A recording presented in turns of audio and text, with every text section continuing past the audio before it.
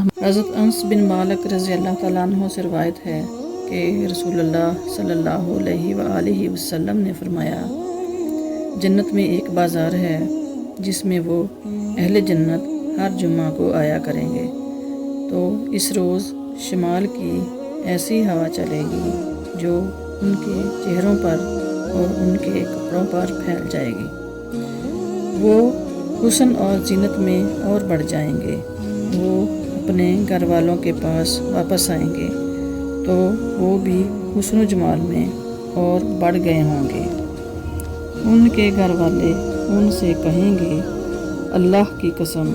ہمارے ہاں سے جانے کے بعد تمہارا حسن و جمال اور بڑھ گیا ہے۔ وہ کہیں گے، اور تم بھی، اللہ کی قسم، ہمارے پیچھے تم لوگ بھی اور زیادہ خوبصورت حسین ہو گئے۔